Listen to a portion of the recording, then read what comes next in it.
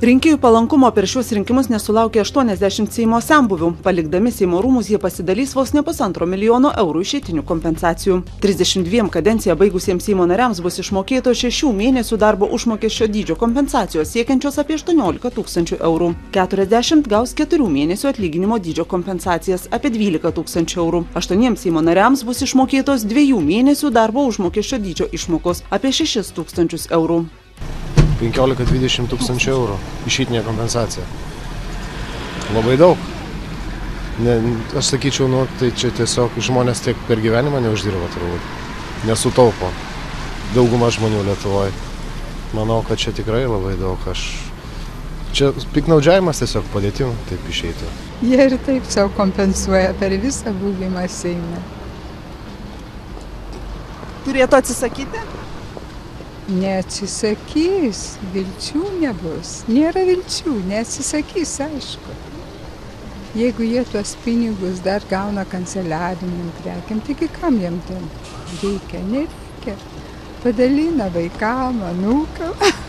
Žmonės atidirbo į 4 metus, ne 4 metus, po 16 metų atidirbo. Tai aš manau, kad ir kompensacija turėtų būti. O kokia dydžio, tai čia yra kitas klausimas.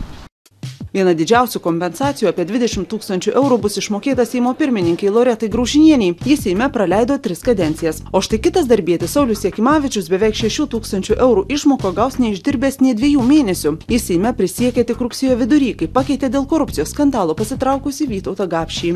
Jeigu mes teisingai perskaitėm tą Seimo statutą, kas parašyta, teisingai traktuojam tą įstatymą, tai aš turbūt gausiu daugiausiai pagal tai procentaliai, kiek aš esu uždirbęs.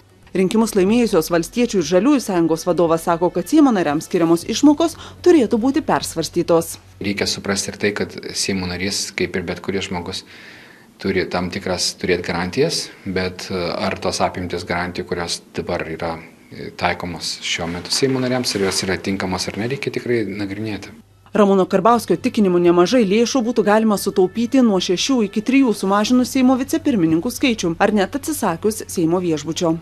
Dėl gyvenimo ploto tikriausiai būtų, čia sakau savo nuomonę, tikriausiai būtų racionalu svarstyti apie tai, kad duoti finansinę paramą tam, kad žmogus galėtų nuomotis būstą, negu išlaikyti šitą Seimo viešbutę, kuris iš tikrųjų neremontuotas ir jo padėtis labai prasta, bet kaštai tikriausiai viršyje 10 kartų tuos, kurie būtų, jeigu mes tiesiog paremtumėm tai, kad žmonės gautų nuompinigus, sakykime, ir išnuomotų butus ar kažką tai. Dėl išeitinių kompensacijų skirimo sprendžia patys Seimo nariai, tvirtindami Seimo statutą. Skirtingai nei įstatymui, tam nereikia nei prezidentės parašo, nei vyriausybės išvadų. Toks reguliavimas, kai asmuo vos vieną dieną pabuvęs Seimo narių gauna 2 mėnesių kompensaciją, kuri siekia ten 4 ar kiek tūkstančius eurų, tai yra neproporcinga ir tai nedera su socialiniu teisingumu. Tai Seimas turi galimybę reguliuoti išmokų dydį, nustatyti įvairias aplinkybes, kada mokamos, kada nemokamos tos kompensacinės išlaidos. Tai yra Seimo diskrecija.